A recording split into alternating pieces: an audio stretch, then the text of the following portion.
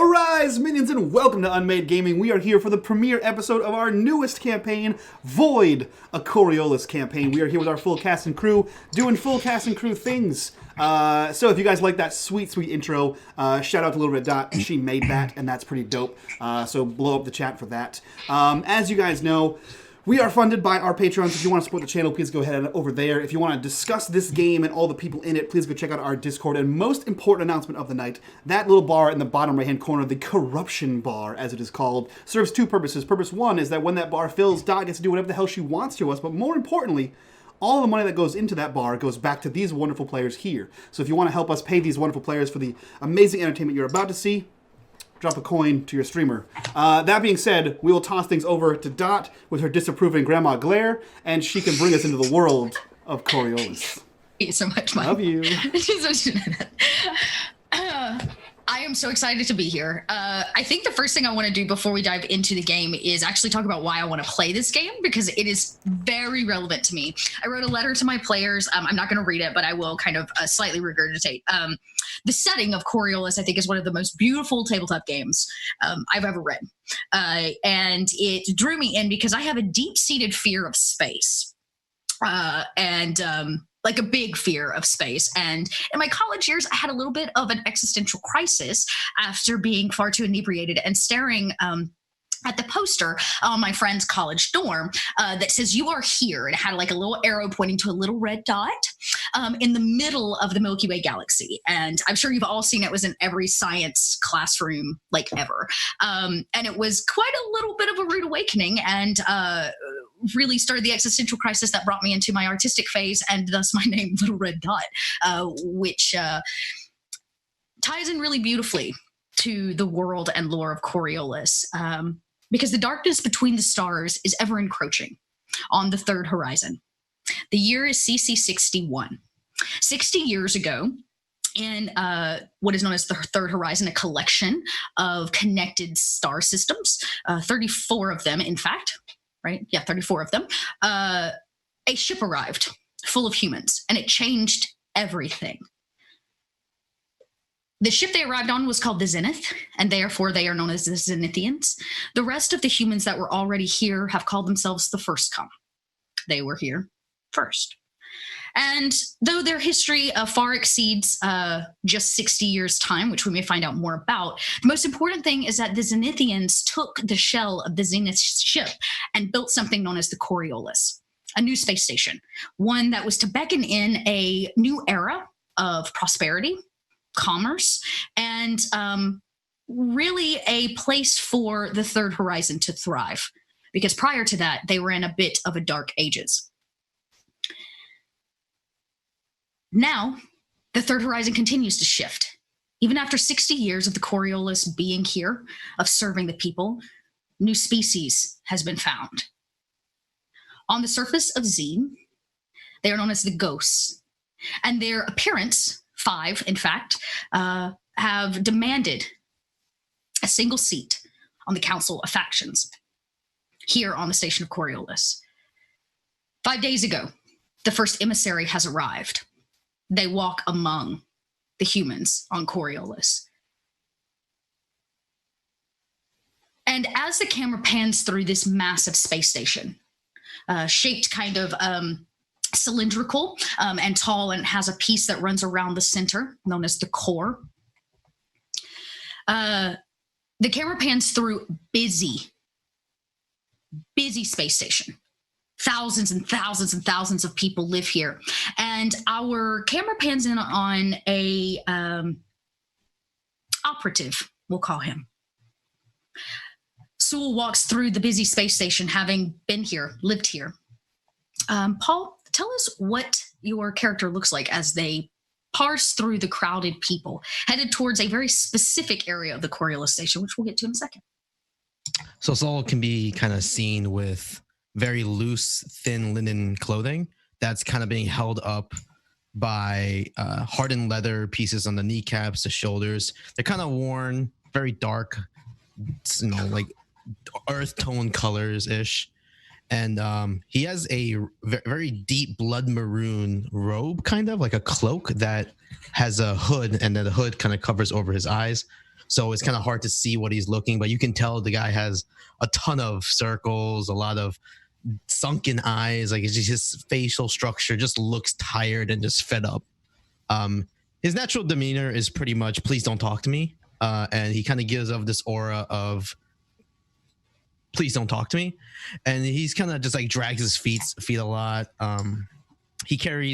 Everything is under his hood, but you can see the shapes of specific tools and traits that he contains under his cloak. And that's pretty much it. He's just a normal looking sad dude. Well, as you sadly walk through what is known as the ring that runs around Coriolis, you're headed to what is known as the Ozone Plaza, one of the busiest areas, specifically because it deals in tech trading. You will find everything from some black market stuff here and hard to find items to your bare minimum technology needs. But you've been summoned by your father. And you know, when your father arrives from a completed mission, he heads to one specific place. And that's Tattoo Alley, which sits on the back side of the Ozone Plaza. And as you walk in, the smell of ink and flesh are potent in your nose. Some things do not change through time.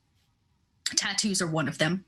But new and interesting ways of tattooing the body have come about in the Third Horizon over the last 100 years, one of which is burning charcoal into flesh and embedding technology under the skin so that your tattoos move and shift. As you quaintly dodge through people, you trip over something, just a slight, and bump into the back of a very large man. Large man. He lets out a oof as you bump into him, and he turns around with a grunt.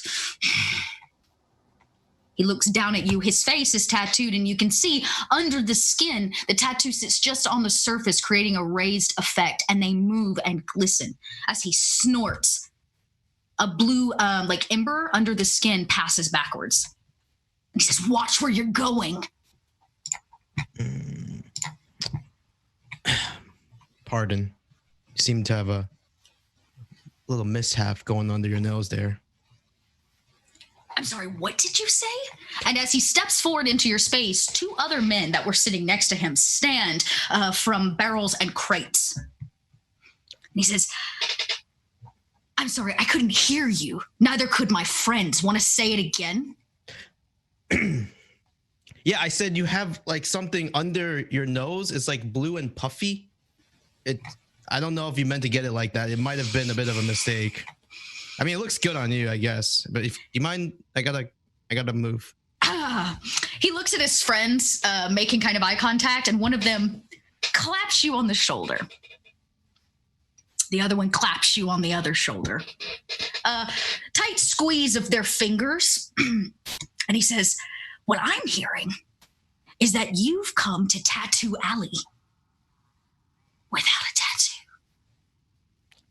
How very Looks like our friend here needs his first, huh?" And he lets out a large laugh as the two friends begin trying to push you in the direction of one of the parlors. Gauging by their grip, would I be able to gauge how strong their grip is? Interesting. It's strong. I mean, it's nothing not ordinary. They all seem like relatively large men, probably bouncers for this area. They keep their own peace kind of a thing. But the two that hold your shoulders are his lackeys. He's the big one.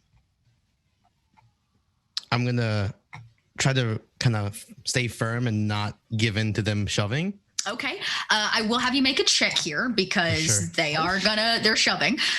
So let's see. That's obviously going to be a strength check, but if you feel like if you're trying to slip out of them, you could use dexterity. You're not technically in combat yet. So they just kind of had their hands on you and they're starting to push you in a direction. So if you want to dexterity out of the way, you're welcome to. I would like to try to slip past them. Okay. And slightly nudge them away from me, but in a way where it's not like I'm trying to start a fight, just like kind of like I'm trying to get a little bit of space. Okay. All right. I'm still going to have you make the dex to slip free. And then maybe if it's high enough, you can get that kind of like push to get him away from you. Dope. Okay. So I just hit that dex button, right? Yeah, just hit that dex button. It's going to ask you for a little box to pop up the same modifier. You don't have any. And then you just hit OK. You try to wrangle free. They're tight. Their grips tighten. One of them now puts something very cold, a piece of steel, along your back. And he says, I wouldn't try it if I were you. The boss has spoken. And he pushes you into a small shop. Right as you cross the threshold, he's already putting on a pair of gloves. He's broken out a mechanism. It's massive. You've seen one before, but this seems to be a specialty tattoo gun. It injects bionics under the skin. It has a piece that slips under and injects it. That's how this tattoo process works. It's terrifying. Other people are another guy's sitting on a chair screaming. And as they go to push you into the door, there's a voice, one you know all too well. And he says, let him go. They don't even have to turn. They let go. Your father's voice rings out to save you. Right? A snuff from the boss. Can I look towards the guy that I'm like, can you just kill me, please? I just kind of mutter that under him. He kind of looks at you with like a crooked eye, and he pulls the gloves off as a sign to your father. And his dad says, come on. Okay, thanks. Thanks for nothing. We have something to talk about. And I'll follow very unencouragingly behind my boss dad. Yells out, if you change your mind, come back. I'll make you pretty. Okay, thank you. Damn it. And as you walk, your father does not look at you. He says, I heard a tussle. I had a feeling it was you. Oh, yeah. I guess it was. Oh. Come. He leads you into his personal parlor. You know that he funds it himself. His body, of course, is covered in tattoos of all kinds. And he immediately lays across the table, removing his shirt. He's a rather large man, stocky even his age. And he lays an arm down on the table. You know this arm well. Every successful mission, he adds another line. And the artist does not question. Gloves. And you begin to hear that sound as he inks his skin, adding the next line in the story that's being told in his sleeve. And he says through grinding teeth, I know you don't like working for me, so I'm going to give you an opportunity to earn your freedom. Okay. I have a job. When do you not have a job? His eyes glare over at you as he lays face down on this table with his arm out. You can feel his gaze. I'm just saying. Work is an important part of the third horizon, son. Without it, the people here would be lost. Sure. Yeah. Okay. He's like, so, because I'm a loving father, I'm going to give you a chance. And he kind of snaps his fingers. One of the lackeys that follows him around walks over with a data pad, hands it to you. You can scroll through. It is a dossier. It very simply says that this is a rescue mission. So says the large title at the top. You are to establish a team. You're to go from here on Kua to the Taoan system. He kind of looks around. He bites his teeth a little bit. He clearly hit a nerve on the arm. His muscles tighten. There is a problem with communication. It has gone radio silent for the last 2 weeks. You have to take a rescue team, bring back as many survivors as you can, and return with a report on what has happened. So you want me to go and bring someone back alive? I don't make the missions, son. I deliver them. And this will be the last one? If you successfully complete this mission, yes, it will be your last one. Okay. Where am I supposed to go find the crew? I thought you were the best operative there was. Yeah, but I usually work alone. There is one person you are required to use. You'll find them here in the plaza. A data djinn.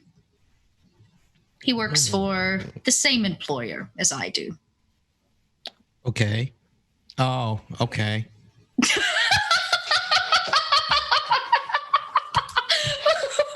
Paul, I love it so much. He works for the same employer. His name is Malik. When you arrive, you will simply say, "The darkness between the stars," and he will respond, "Is ever encroaching." Do you understand? Yeah, Malik, darkness between the toes, and then just he'll help with the... Son, this is not a joke.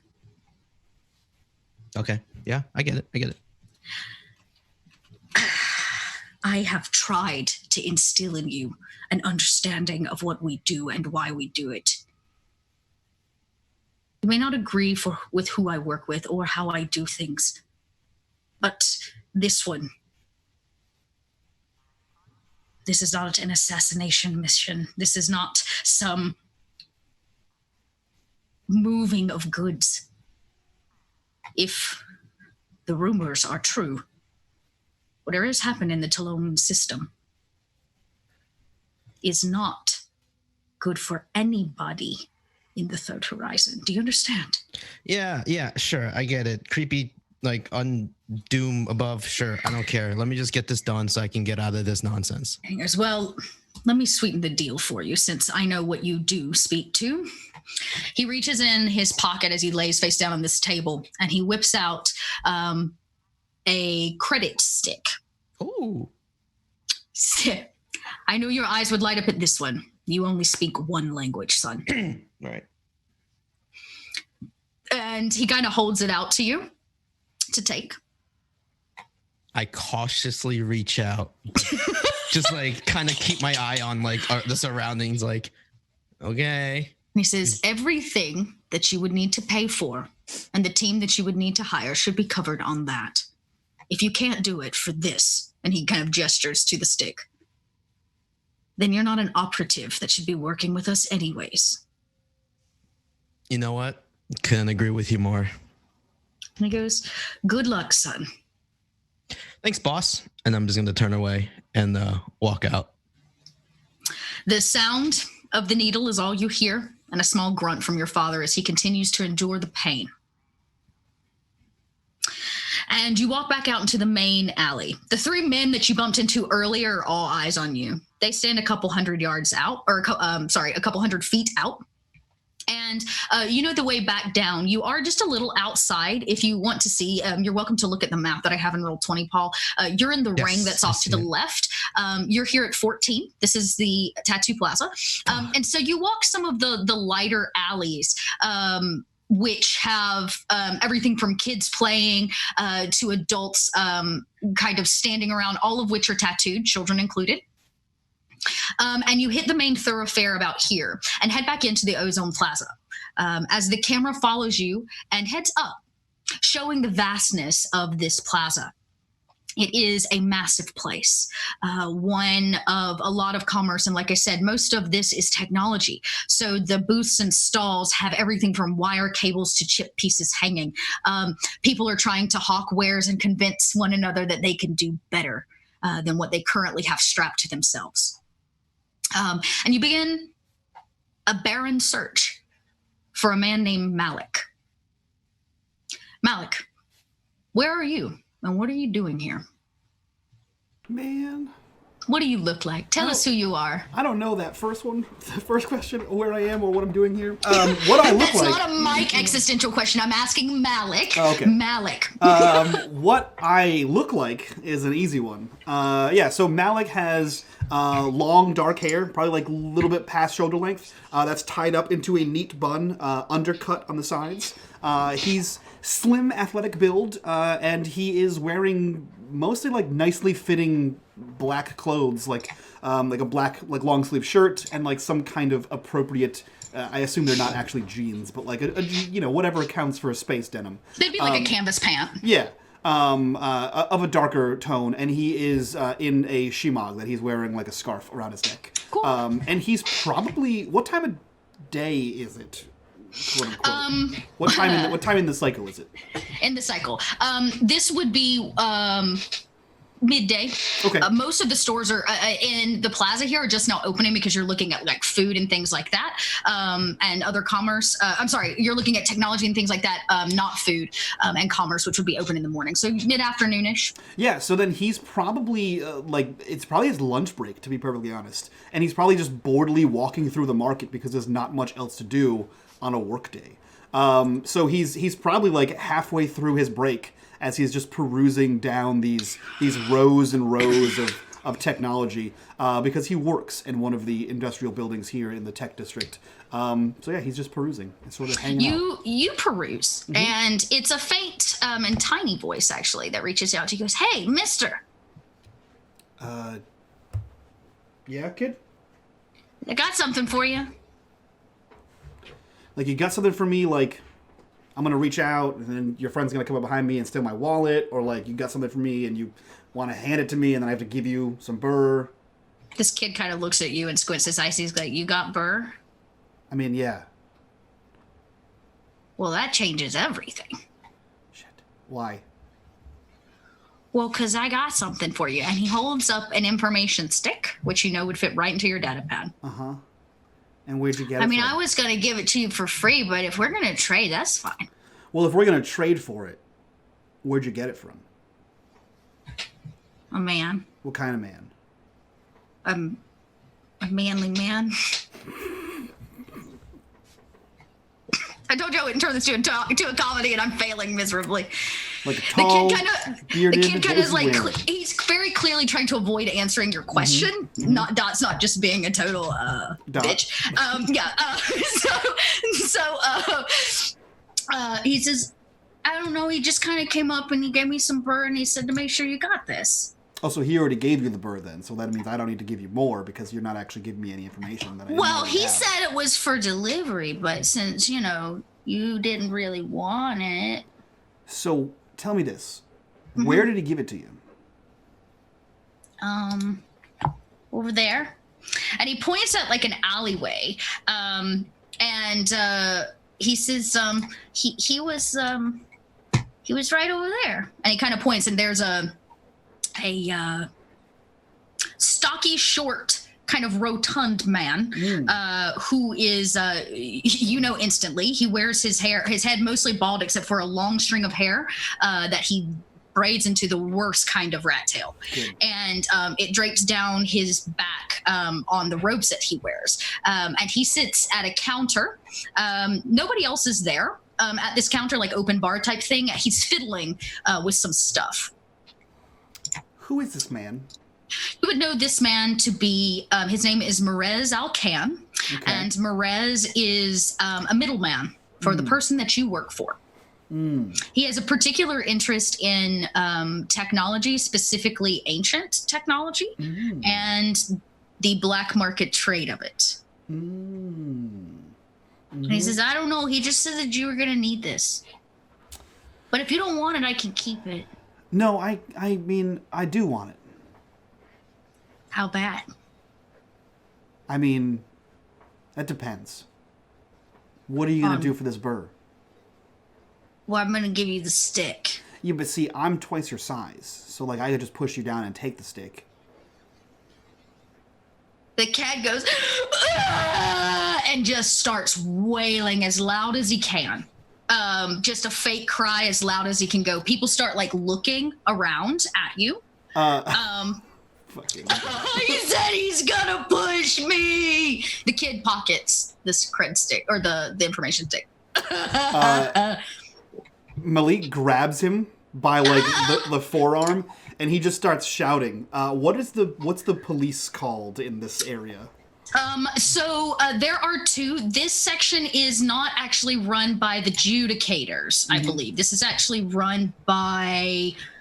I have to look it up, but you can technically anywhere on Coriolis you can call it adjudicator. Okay. Like, yeah. So it's basically run by the corporations, right? Yes. Yeah. Yes. Yeah. So he grabs him by the forearm, and he starts shouting for an adjudicator. Pickpocket! Pickpocket! I need an adjudicator! And he's like waving. And he's making as much of a scene as possible. He's trying to like outdo you, so now it's become a battle of who's loudest. But eventually, a very nonchalant, non-caring RoboCop-style adjudicator walks over. Definitely a person, but in full, what would be considered armor, space armor. So pauldrons, knees, the whole nine. Comes over with a relatively large gun in hand, isn't even strapped in his hands. He doesn't even care that much. It's just hanging at his side. And he says, "Is there a problem here?" Yeah, this kid just pickpocketed me. He stole a data stick. It's in his shirt, but he's making a scene. I didn't do it. It's not my fault. It was. And he just kind of mutters a bunch of stuff. The kid's like, "He did it, but and he's kind of pointing. It doesn't take long for your friend, I say your friend, your colleague, Alcan, to come over. He comes waddling through, and he says, "I'm so sorry, sir." He very clearly, well, I say that very privately, slips the adjudicator a stick, probably full of burr, a cred stick, and says, "This is my nephew. He gets in trouble all the time, and his father can't seem to keep it together." And the adjudicator kind of looks it over, and he goes, "Son, is this your uncle?" Alcan looks very fiercely at the child. Child like squints, and the adjudicator walks away. Alcan goes, "Put him down, Malik." Put him down. I put my hand out for the stick. So does he at the exact same time. The kid doesn't know who to give it to. And he hands it over to where he was supposed to deliver it the first time, to you, Malik.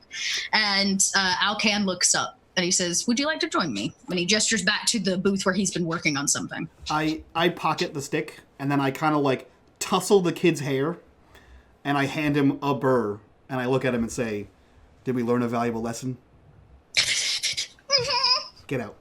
And I give him a shove, and then and he kind of like, oh, and he starts running. And then I head with Alcan. I wonder if you would notice. No, you probably wouldn't at this point. Okay. I could give you, if you wanted to make a check for perception as you kind of like, tussle in a little bit and send him along his way. Let's see if you. Yeah, I'll give you a little observation roll here. Yeah, give me that observation. That's what I'm going to say. Yeah, if you got some observation. Limited success. It's not until you kind of like, tussle his hair and send him on his way, and his back's turned, that you realize that on the back of his shirt is a patch. A series of colors and lines that have been put on representing one of the factions. Oh. What kind of faction? That's a really good question. It is a limited success. The kid darts behind somebody before you can realize too much. It's definitely not the Syndicate. Cool. You just bullied somebody's child. That's fine. Okay. Probably not the first time. Let's be serious here. Just throwing that out there. And you walk over to this stand. This seems to be some kind of junk stand where you could find like odds and end parts. It's almost like a do-it-yourself type stand. Okay. And you feed creds into this machine, and it picks parts like off a wall. It's a giant vending machine with a bar stool on it. And he's clearly gotten something, and he's actually looks like he's welding, soldering another stick, an information data stick, because he's got like fixing something. And he says, "Sit down." Why the cloak and dagger? He says, "Well, I'm just supposed to deliver the information, and I was a bit busy today, so I thought the kid could do it for me, but clearly you have an issue with small children. I mean, I keep you around. And he sits down in the chair. He is a very squat man, and that's actually a bit of an insult.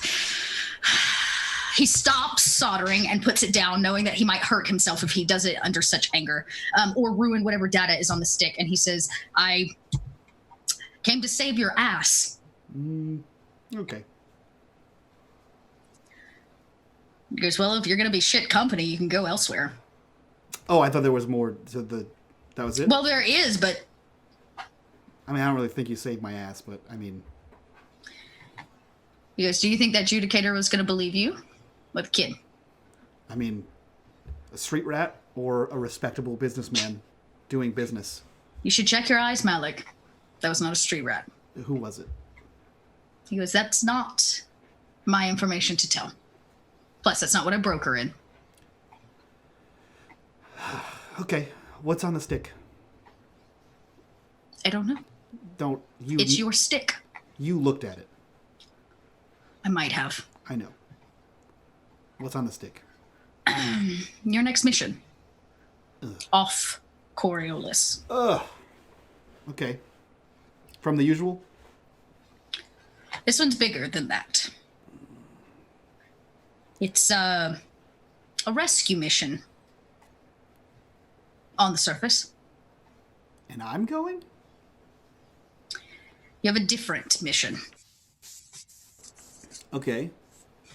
The organization has taken deep interest in some lost cargo in an area known as the Taoan. You are to retrieve it under any circumstances. Isn't that gate? Down? Yes. Awesome. Hence the reason why the goods cannot get back to us. Awesome. Do I have a crew? You're part of somebody else's crew. He claps you on the back. Awesome. Awesome. He says, Okay. So, don't go too far. You'll be meeting somebody here. Great.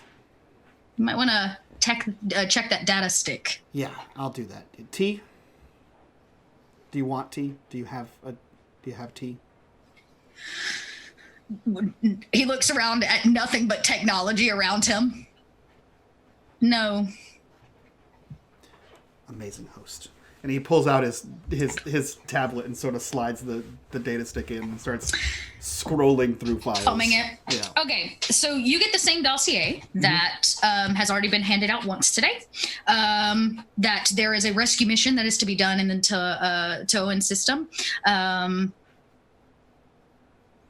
syndicate has specific interest in a shipment of chemicals. Well, of an element, really, that has been lost. It was being transported when communication was lost there. Okay. And it is to be returned. It is a large shipment of called Umbria. You are welcome to make some kind of roll. We'll make this this is definitely an intelligence roll if you want to know more about it and see if you know more about it, or you could you could try to research it. And see if you know anything about it. But... Yeah, so I'm on the station, right? So I have access to the super data computer. All right. Can I make a data gin check to try to access this? You can. Okay. Let's get yes. Is the answer. Great. 2 successes. 2 successes. Here's the thing. The public computer always tells you what they want to tell you. Sure. So you pull this up. There's limited information on this in the public computer.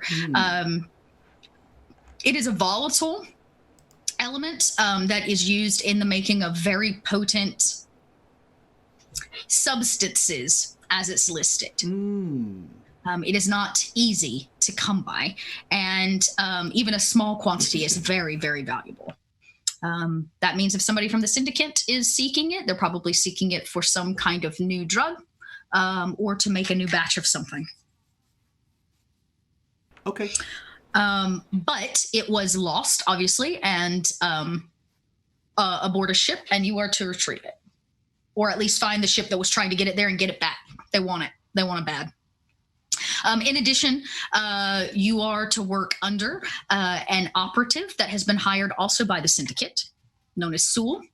And they will be reaching out to you very shortly, actually. And there's an audio clip actually at the end that you can listen to. And the audio piece tells you that Sul will tell you that the darkness between the stars, and you are to reply, is ever encroaching. Gotcha. Okay. Yeah, I think he, like, once he has this information, he removes the data stick and sort of just reaches over and, like, grabs a tool and then cracks it open and then removes the internal components and then hands him the casing of the data stick so that he can repurpose it. And then he just snaps the chip and sort of pockets the pieces. He says, have fun getting tea. Thanks. Have fun. Whatever. Stealing people's information? Yep. I will. Yep. And you hear it start again as he begins eating away at this information chip. And the camera pans out to another set of feet that are quickly headed towards the Ozone Plaza. The feet of Tamir. What does Tamir look like passing through the crowded area, headed to meet... Well, we'll find out in a minute. Tamir is... I actually have no idea how tall Tamir is. Probably like 5'8". I don't know. Average height. Average height. Okay. Average height. Has just like really curly, kind of like swept over to the side hair. Like it tries to, but it just kind of doesn't want to stick. Very clean cut, shaved sides. A very clean, very thin kind of beard and mustache that leads into it. Very youthful face. Is actually kind of wearing a mishmash of like a full kind of like jumpsuit that's tied around the waist. But then like very clearly his university shirt, which is like a like a sweater just like this, so it just got like the school colors, banded Coriolis around. University, see you, baby. Coriolis University, yeah, bro. What are the colors? I don't know. Coriolis is probably blue and something. Blue and gold. Coriolis is blue and gold. There's 5 different institutions here. There are a whole bunch of them. Hogwarts houses or something at this point, and then he's wearing his he also has like a scarf that is just tied up and draped around like a sash on his body, and just running through this place. We said we're at the open. Yeah, you're kind of coming in. Actually, you would be coming in from the docks, of course, because you within the last few hours have docked. Now, getting around Coriolis is made easy thanks to some trains and stuff like that. But once you reach the inner ring, there's really only a couple ways to get about, which is on foot, and then there's a single tube station that like loops it. But you would be coming in, we'd probably say from the north here of the Ozone Plaza. As you seek your brother, you know that this is where your brother hangs out. And you have a little bit of time out of space and on station while your internship is going on. And maybe a visit to your brother's not a bad idea. Make sure he's not getting in trouble. Yeah, but he always is getting in trouble. Precisely. Apparently being a dick to children. And as you kind of enter and begin kind of peering around, you can't miss Malik as he gets up from having a conversation with a rather seedy individual sitting at a telecom or like a telecom station. And he begins walking off. Okay. Akadol! And I'm just gonna like kind of like run after him and just give you a big hug, knowing how much you probably love getting swept up from behind. Just not a care in the world, hair flying as I'm just like darting down between the people and just like hug you. Yeah, so I think he's not prepared for it, right? And so like you do that like a tackle thing, and he like stumbles forward a bit, and then like get off. We're in public. This is a market.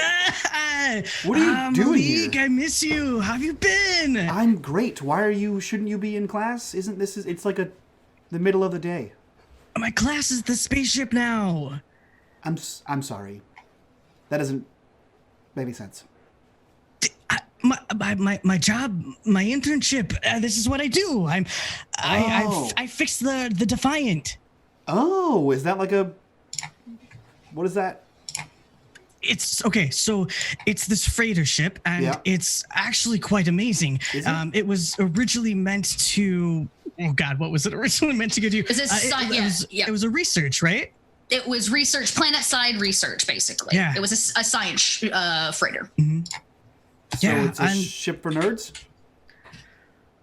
A ship for scientists, yes. Perfect. That's for you. It's a nerd ship for nerds. You're on it, man. Good job. Proud of you, buddy. Nice to see you. He does like the arm around like too hard, like pulling. Yeah, good. A ship for nerds, and you're are you like the head nerd on it?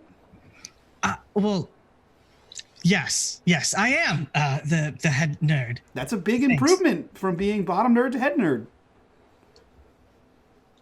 Proud of you, man. Sometimes I wish you would have stayed on Algol. Just sometimes. Right now, you wouldn't be where you are without me, buddy. One of those times. So when do you take off, or is it like a dockside ship? We're just derelict? Here for a little bit. Unfortunately, there hasn't been. Well, I don't fly this ship. That would be Tal. Have you actually gone off planet side or off the station? Off the station, yeah. A couple of times. Like just out and back though. That's totally true, but that's boring. I do important work, okay? I believe it. I believe it. You have a science degree, I would assume. Not yet. Soon. Yeah.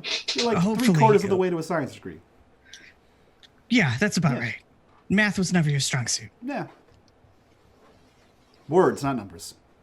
It's a different language. So what are you doing here? Like here in the market, not here on the station. Well, I checked the bar first, but you weren't there, so I figured you would be here. It's the middle of the day. We're only here for a little bit, but like I just wanted to make sure that I get to see you. That's fine. Okay. All right. Call out. That's fair. Let's go see your ship. I'm sure it's. You know what? I have to do a lap around the marketplace, and then I probably have like a good 15 minutes after that before I have to go back to work. There's no way that you'll make it to the net in 15 minutes.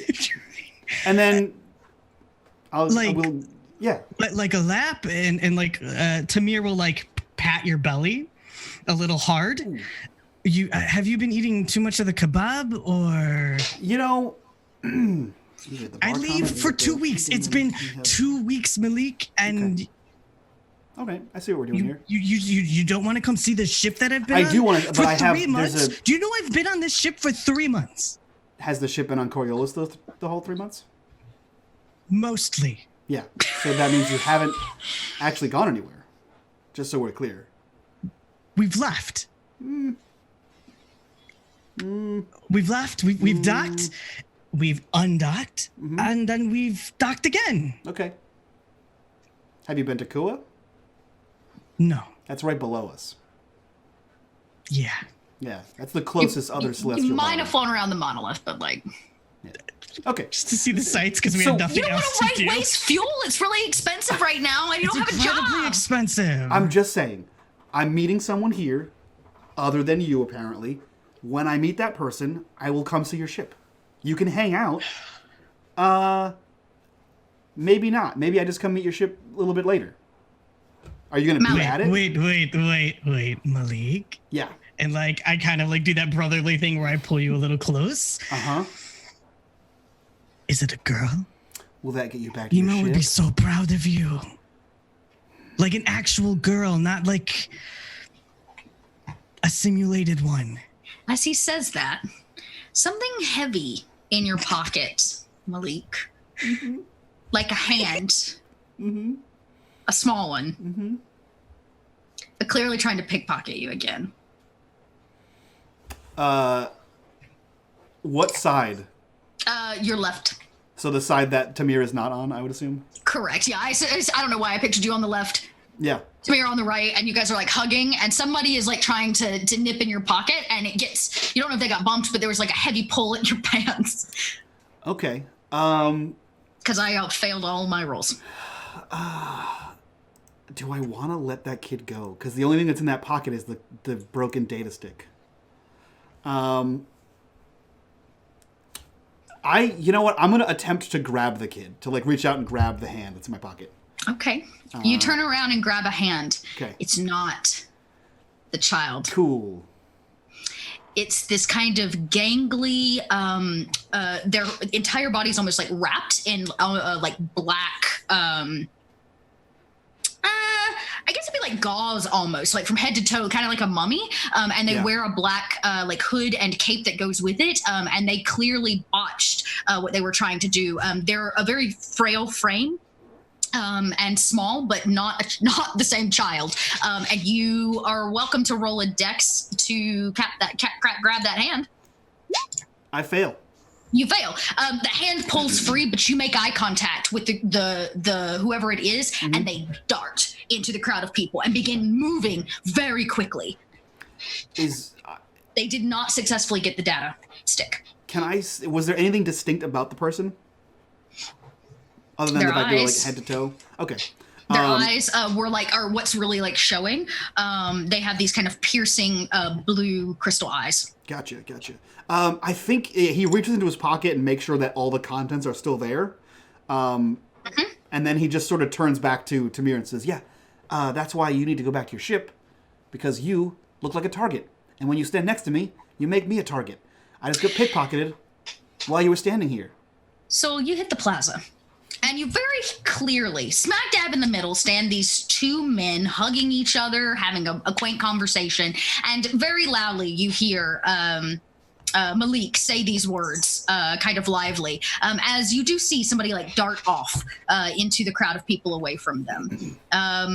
This person that's speaking very loudly in the center of the plaza matches the dossier of the person you were seeking.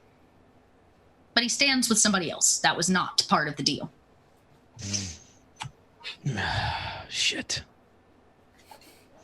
Can I look at the dossier and is there any kind of description of what he might look like? You have a general idea it gives you like a rough idea and probably even a picture, honestly, because you guys work for the same organization. So they would have information on all of you. And, like a little HUD appears and shows you some information on this data gen. Also, how much did my very rich father give me on that? You haven't run it yet. You don't know what's on the cred stick. Okay. So I'm gonna be like kind of like fiddling with that in my hands while like staring Don't at lose the it. two. And then I'm just gonna be like, as I look around, is there any other like kids or? Oh yeah, they're everywhere.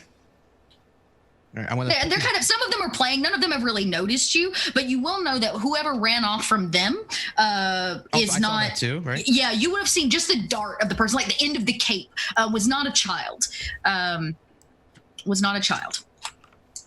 Do I go? I'm gonna put the little floppy disk chip thingy burr away, nicely tucked in the pocket. I was about to say, yeah, you better put that away, because when I tell you how much on it. I'm gonna put the dossier away as well, and I'm gonna grab one of the kids.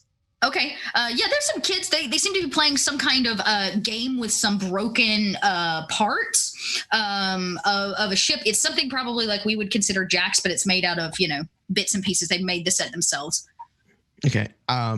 Is there like any alleyways connected to all this? Oh, yeah. There's one that you could get to pretty quickly, or at least the side of a building and like out of the main thoroughfare of what I consider to be this pretty open plaza. Okay. I'm going to just kind of blend it. I'm going to get a piece of paper or parchment, I'm sure, and I'm going to write the words, the darkness between the stars on it. Okay. Crumble it up. And then, actually, no, don't crumble it up. Write the darkness between the stars.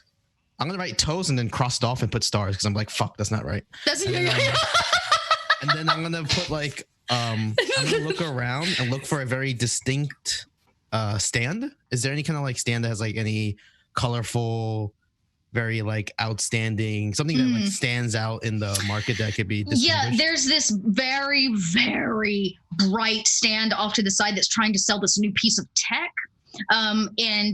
It's specifically like an attachment for the average data pad. It would be like the Apple upgrade of the third horizon. It's very flashy. The stand is super duper like white and clean and crisp, and a bit sterile. And there's a woman that's like, "Would you like an upgrade for your data pad? There's nothing like a proper upgrade." So on the piece of paper, I'm gonna write the sentence. I'm gonna write I'm just gonna write alone, and I'm also gonna write very annoying female salesman, bright white, and I'm gonna crumble it up. And I'm gonna like not creepily like kind of look for one of the childs, and be like, I'm gonna tap one of them in the shoulders, whichever one. It doesn't really matter. This little girl goes, I didn't mean to. Yeah, you're fine. Relax. Do you want to make some money? How much? How old are you? 7. Are you lying? Yeah, I'm 5. Okay, I'll give you 5 burr if you do something for me. Okay, what? Take this, and I'm gonna give the piece of paper to her. Okay. Don't open it. If you open it, that 5 burr is gonna go down to a 3 burr. All the friends she has, there are exactly 5 of them. They go, don't do it, don't do it. I want you. Do you see that guy over there with the man bun? Yeah, he picked on my friend earlier. Yeah, phenomenal. I want you to go over there. Be adorable. Little pull on his shirt and just be like, "Hey, I have a message for you. Don't do what your friend did, okay? Just, whatever he did to get in trouble, I guess. Just offer it to him and be like, hey, I have a message for you. Don't say anything else, and then walk away. Okay, and then 5? Here, and I'm just gonna give. How does burr, like, is it like a physical currency? There's a digit. It's both. It's both. So a burr is like saying dollar money. So there's a digital form of it as well as like a hard currency. But I'm gonna give her 5 burr in hard currency just to make it more tangible. And I'm just gonna be like, here, just if you go do that, and you find me tomorrow, I'll give you and your friends more burr. Okay? She looks at all of them. They're all in agreement. Like, this is a good idea. I'm gonna lean her in so only she hears it. Okay. But if you fuck this up, I will kill you. And then I'm gonna get up and then walk towards the white stand. The child like leans away and very quaintly walks over to Malik and goes, excuse me, sir. Yeah. Please. Yeah, kid. Don't say anything. You're not supposed to say that. I'm not supposed to say anything. I'm just supposed to give you this. Cool. And I just like reach down and I pick up the paper, and then I like side-eye Tamir, and then I just look back at the paper. The girl like runs, bolts away from you. And it says these things. It says the darkness between the stars, except stars is written over top after being scratched out of toes. Annoying woman, white stand, and you look over and there is Soul kind of leaning against the stand. Cool. Welcome to outside the academy. Stay here. Like right here. For like 2 minutes. But you're supposed to come see the ship, or I'm supposed to come meet your girlfriend. The walk got canceled. Stay here for 2 seconds. And I have to go talk to someone. I'll be right back, and then we'll go see your ship. Oh my god. Fine. Buy a snack. And he starts to walk away towards the stand with Saul. You walk over to the stand. As soon as you walk near it, the woman's like, would you like an upgrade for your data pad, sir? No. No. But it's the latest and greatest. I don't want it. Top of the line. It'll take your data pad. I work there. I have one. Yes, but the newest upgrade is council approved. Oh, why this stand? And he just looks to Saul. The woman says, I'll give you some time to think about it. And she turns her back and continues like straightening shelves that are pristine anyways. There's thousands of stands. Did you think that if I killed her in public that I can dispose the body as quickly? Oh, it's one of you. Okay. No. Don't do that. That's illegal. That's like the worst crime. When has anything being illegal been an issue? Anyway, are you in public?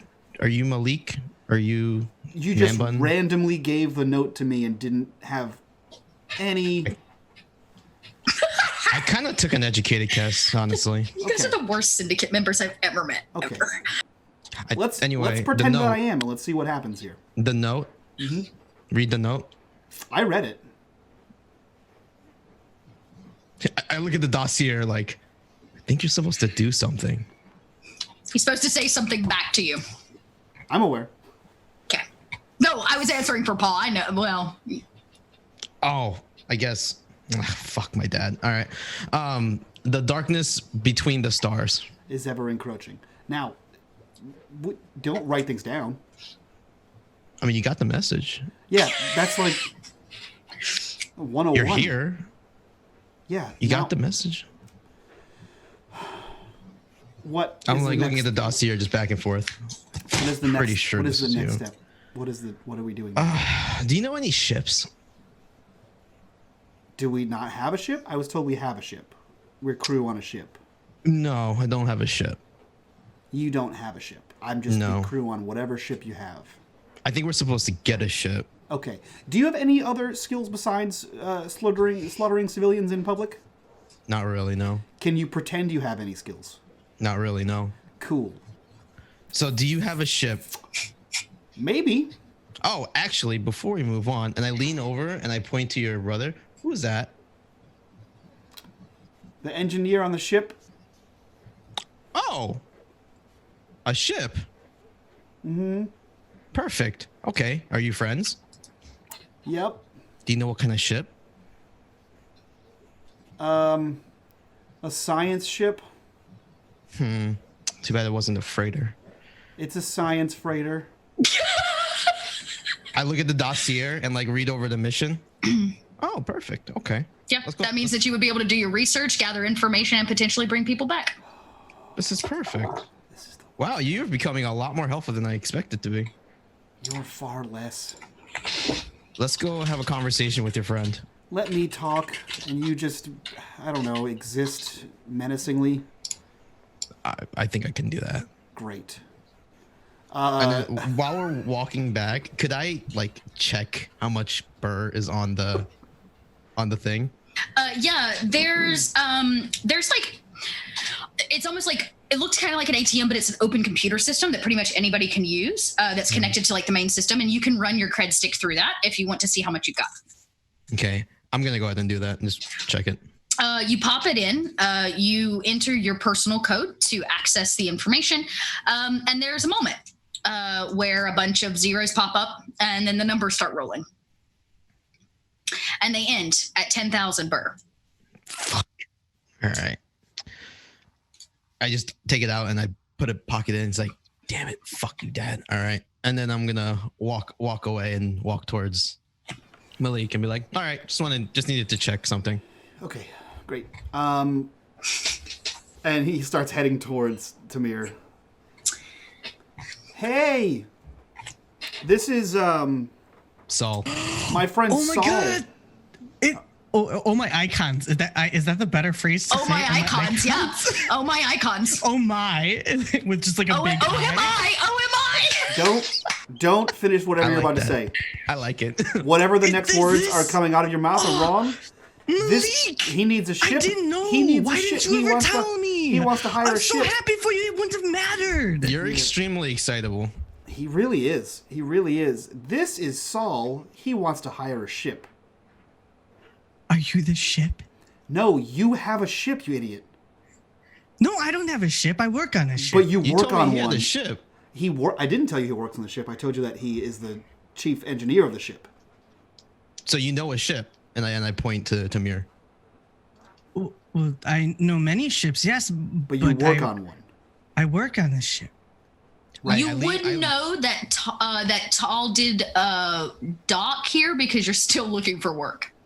You've been out of work for a while. Saul We make a needs lot a of ship for a job. I want to lean in and kind of like lean towards Malik. Is that ship registered? Yeah, it's a ship. Okay. They're all registered, Saul. Because that's the law. Right. Of course. So he would like to charter the Defiant. Could you introduce us to the captain? Yes, it would be my pleasure. So nice to meet you. I'm Tamir, and I'll go ahead and shake your hand. I pull away. Wait, what was it? I I pull imagine away. you saying that too. And I'm going to go ahead and shake your hand.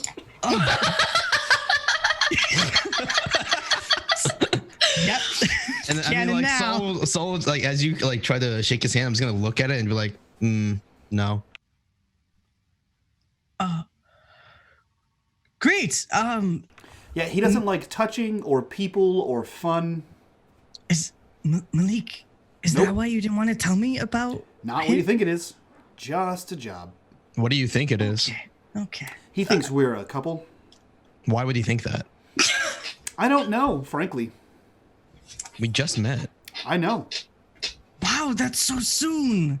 Oh. I'm gonna push you out of Okay, the so can you please take me to your ship? Yes, please. So sorry. Come right this way. And as you gesture, Tamir leads you out the opposite end of the plaza in which Tamir entered, knowing that your captain, the person that all this must be approved by, is currently frequenting her favorite place on Coriolis, pretty much the only place on Coriolis. And the camera pans ahead of all of you. It cuts through people, not very far actually from the Ozone Plaza. You're headed here to the 15 on the map. So down a little ways you walk, probably about a half mile to a mile, and you come up on a small, or the camera comes up on a small cantina, open face cantina, circular, one of the more quiet sections of the actual ring itself. And we see Tall sitting there, probably enjoying a drink. What does Tall look like here, Eris? Tall is your average build, about 5'5", not particularly muscular or skinny on either side of the aisle. She's wearing a black jumpsuit, generally thought of as a flight suit. It almost looks like a flight suit, but it's not quite. Yeah, probably altered and tailored over the years, or made to look a little different than the original suits that arrived in the Third Horizon. Yeah, she's got bright red curly hair, which she actually has covered with a dark hood, but you can kind of see a curl peeking out here and there. And she's looking a little sullen as she just drinks her drink. It's actually a woman. You've been drinking for yourself now for a little bit since you and Tamir split. Tamir seemed to have other business aboard the Coriolis, and you probably went out hunting for jobs, but haven't found a whole lot. And not many people are just actively passing them out, at least not like they used to. So when you hit this cantina, owned by one of your favorite ladies in all of the Third Horizon. Her name is Rashina. This is her cantina, Rashina's Cantina. And you shut your mouth, Mike. That's cute, and you like it. You're gonna like it. Rashina's Cantina. And I like it enough for you. Thanks, Eris. And she has served you, of course, your favorite, an older lady. But actually, you sit by yourself for a while before another hooded and cloaked figure pulls up the stool next to you. There are plenty of places to sit in this cantina, not necessarily being the number one cantina in the area, but she chooses to sit right next to you. And you can immediately tell based on the robes that she wears and the hood that she is definitely a priest of some kind, and serves, obviously serves an icon here aboard Coriolis, and she sits down. A drink is offered to her. She turns it down and instead is staring at you, Tall, just through your cranium, just right into you. Look over. Can I help you? I'm sorry. I was drawn to you. Well, that's not a pickup line I hear every day. Go on. She laughs. The woman is completely bald. She's shaven, and the top of her head has been tattooed with different symbols. Symbols that you recognize are for the traveler icon. And she says, I don't usually do this, but something about you. Do you have a name? Name's Tal. And yours? I am Sholey. Well, I see we favor the same icon. I hold my right arm up with a little talisman that hangs from a bracelet. She says, "Oh, are you a traveler?" I am. Pilot. It's a dangerous time to be traveling the third horizon. It's always been a dangerous time to travel in space. You underplay the importance of the danger to make yourself feel better. Why? Well, that's a deep question. Are you sure you don't want to drink? She says, "No, I do not drink. My duties are too important." Are you leaving, Coriolis? If I can find a job, I will be. Well, I shall pray for you then. All travelers deserve somebody to make an offering as they travel. I appreciate that. Says, "I saw you arrive at the net." Oh, You looked sad. well, leaving my ship is sad. She laughs. Again, covering your fear with humor. Well, we all... Yeah, not everyone can be comfortable everywhere they are. She nods and says, "You're right.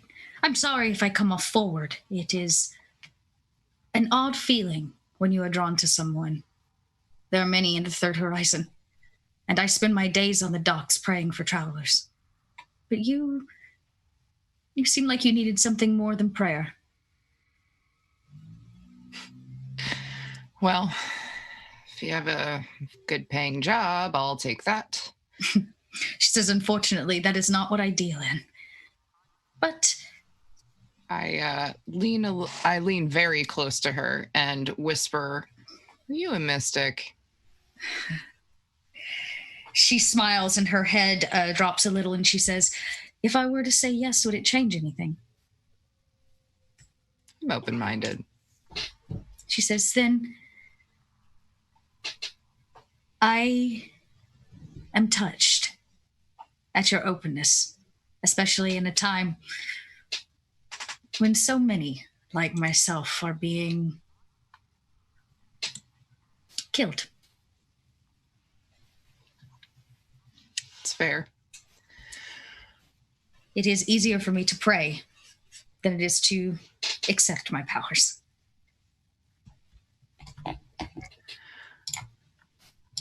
I can get behind that. It's easier to drink than expect. Well, you can already tell, apparently. So I shouldn't have to explain anything to you. Take another long drink. She says, "Do you have any family that prays for you as you travel?" Yes, my parents still pray. That is wonderful. Or at least I hope they do. Pretty sure they do. She's like, "I'm sure they do. We've all heard of the story of Dar's grief." Yeah. And she says, "You have, right?" Good. She's like, "The less you are a traveler without a prayer." Well, if only a ship and a prayer could mean survival. These days it doesn't. She says, "Then maybe I should pray for something else. For a new path." I could go for a new path. She says, "Well, I seem to have come a long way with very little to say. But I wanted to stop you just to let you know. Today, I make an offering for you, Tao." Thank you, Shelley. And I will make an offering for you. She says, "I appreciate that. Though it has been a long time since I have traveled off Coriolis." I feel like we all kind of need the traveler no matter where we are. It's true. Our entire existence seems to be driven by travel. Well, I must back to my duties. Today is an exciting day aboard Coriolis. The emissary arrives. Oh. Do you get to meet him? Of course not. I am simply a lowly priest. The emissary is here to see the council, but I do hope to lay eyes on them. The embodiment of the judge, they say. It can't mean good things. It's very worrying. It is. But the judge can also bring judgment. Which, I don't know how long you've been on Coriolis, but it seems that there are a few people here on Coriolis that deserve such a judgment.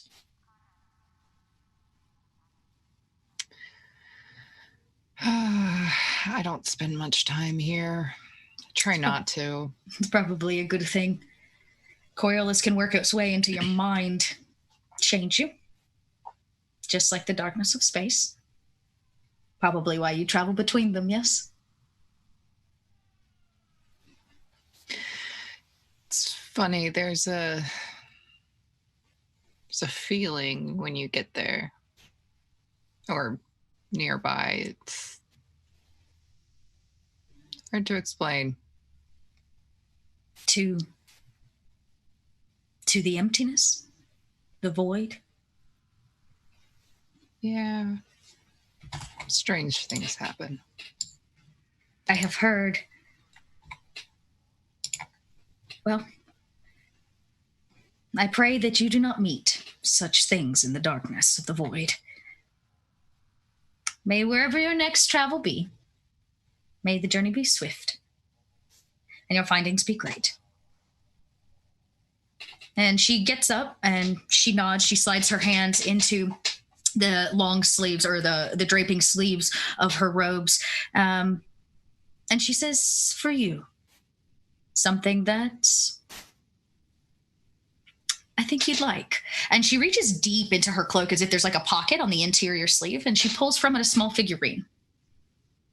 And she sets it on the table. And she says, occasionally, priests of the traveler are known to give other travelers trinkets.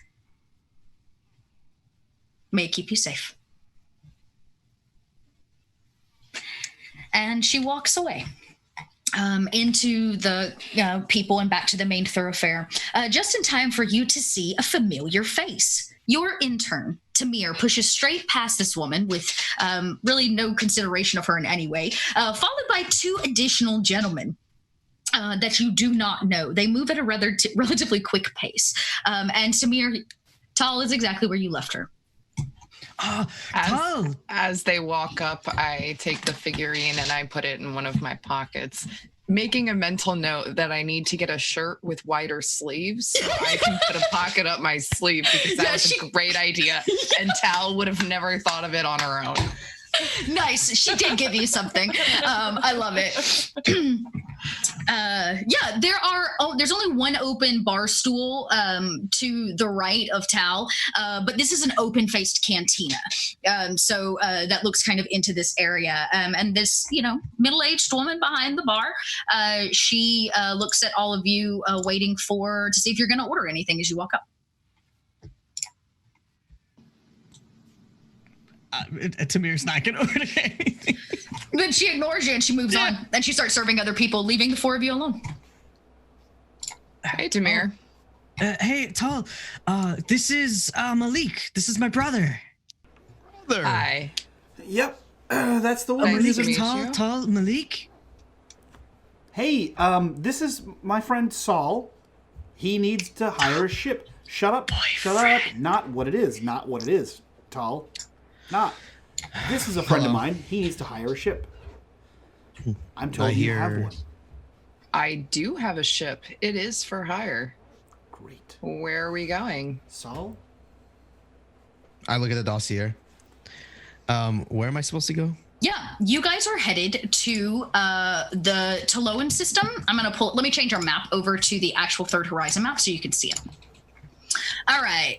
I'm going to ping a few things, so give you guys a second to get over to roll 20. I have this marked in green so that you can see it, but this is where you currently are, and Kua. This is where Coriolis is located, right here, kind of in the center of the map.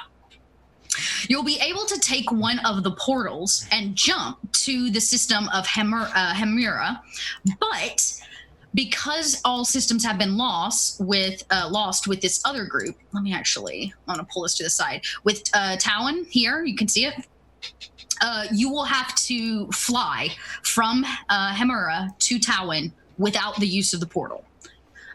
So basically, you're going to go from Kua and jump to Hemira, and then you will have to manually fly from there to Taoan. But you are headed to this region right here of Taoan. Boop. So I'm going to be like, oh, right, where we got to go? I look at it, and I notice that there's a jump, but then we have to fly. And then under his breath, Saul's going to be like, oh, you've got to be kidding me. What? Where are we going? Right. So the final destination is Taoan. Taoan. Taoan. Taoan. Taoan. In the dossier, does it say like this is kind of like a secretive mission, or is there any there's like a separation of what it can give and cannot give? That's a good question. It says to hire a team to complete the mission, so you can share what you're there to do, which would be probably search and rescue. It is not secret that there's been radio silence from Taoan. So that's not necessarily a secret either. The bigger thing would be not telling her who you work for. Right. So the objective, though, is the objective as it stands is search and rescue, and to gain search, rescue, and information. What happened? Why was communication lost? Gotcha. Okay. So I was just gonna look over the dossier and be like, oh God, why would he give me this? The operation is fairly simple. It is a quick trip, a search and rescue of any survivors, and a quick reconnaissance of the area to see of any data, information lost, and then just bring back whatever we find. The destination is Taoan. Tao, as a pilot that flies around without the portal and flying through that area, you know for a fact that this is considered one of the most dangerous areas to fly through.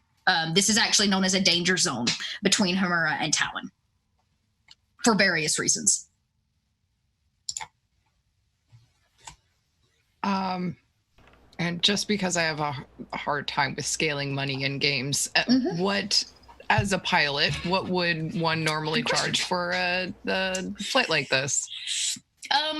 Well, you got to cover, I would think, expenses and things like that. So the average pilot on a pretty safe, like just run of grabbing things and returning them, maybe 1,000 burr. But you're looking at this being a very dangerous mission. It's a rescue mission, which brings you're bringing people back, and you need extra supplies. And more importantly, it's dangerous. There's a very high level of danger here, just especially in the second half of the mission. So you can price them at whatever you want. You're a freelance pilot. Great. But yeah, the average run of something like this might be 1,000, 1,200 burr. Yeah.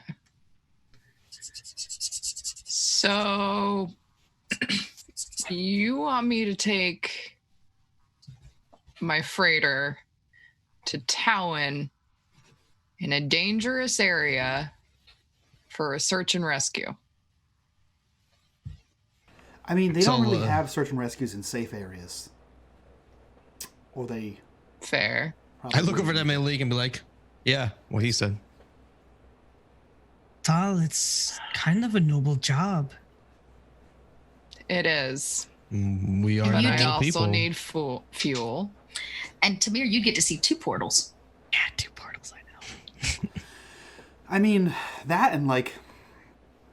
My little brother here says you've been off the station and on the station, and then off the station and on the station, which means you probably haven't had a lot of work to begin with, so... No, that's true. Somehow All right. As Saul is like gathering this information, his expression slowly becomes more and more concerned. He's like, what did you say the kind of ship you had was? It's a freighter. It's a research vessel. It What was kind originally of- used to scope out portals as well as signs of habitations around planets, and it's got all the necessary equipment for the job that you need, actually. I like scroll through like frantically through the dossier. If you Okay. want to find people, if you need to bring things back, I'm your captain. However, that mission is dangerous. It's going to take quite a bit of good flying from my end and quite a bit of luck from the traveler. I'd say,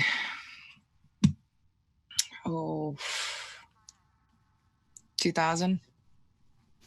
2,000. Yeah.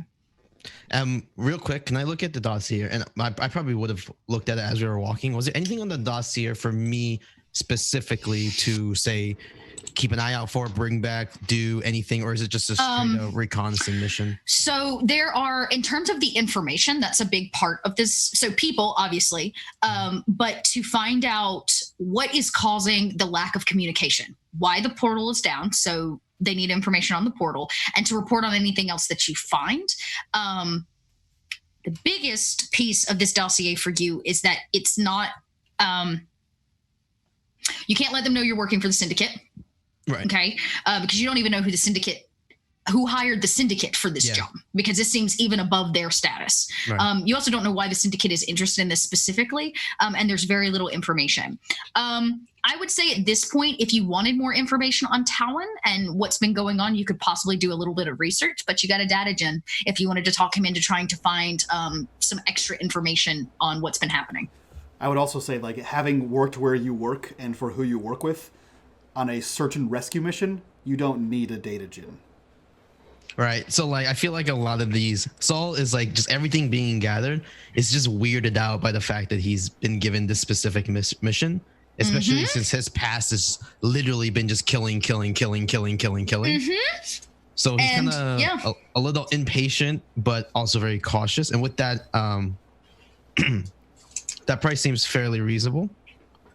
I will give you what you request in addition to a bonus if we are able to maintain this under a very strict and low-key mission. I don't want any noise above us or anything to follow, just in case something may happen. It's both for your safety and the crew's safety. It's better to just make sure everything is top clean. So if you're okay with that and these conditions, then we have a deal. Also, and I look over to Tamir, is he a part of your crew? Yes, he's my engineer. That's what I said. All right, he did. Well, I didn't know if you were her. Well, I engineer. want to think, did Malik called him the intern?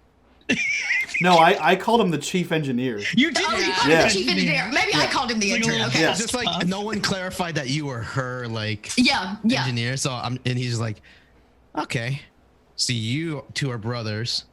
You're coming with me, and you work for her. Yeah. Okay, yeah, sure. Sounds good. So I have to ask, especially because it's my ship. Do you have any special requirements while we're on ship? Is there anything about you that I need to know? I'm your new sensors operator. Yes. Are you good at anything? Sensor operation. I got that. I was talking to him. Oh, I sorry. like hold up the dossier and be like, yeah, I have the dossier, Well, that's helpful, isn't it? and I have Burr. Also helpful. I like Burr. Can I see what is on your dossier? No, But I could probably help. no, Are you sure? I'm really Yes. good at Finish off my drink and I signal to the Yeah, you woman. signal to Rashina. Rashina comes over. She makes a big old wink at Tamir. She's an older lady and she thinks you're real cute. I'm gonna see the little interaction. Why did that lady just wink at you? Because they're together. At what? They're together like a couple. She says, "Oh, I haven't dated anybody as cute as him in years." I didn't say dating. And I look at the lady and right before I leave. Yeah, I can see that. Right. And I'm gonna walk out. He likes the grandmotherly types. And she goes tall. It's on me. Don't you worry about it, sweetheart. It was only one drink. And you're always spending your burr here. You just bring him back, okay? As soon as I'm back here, I will bring him back for you.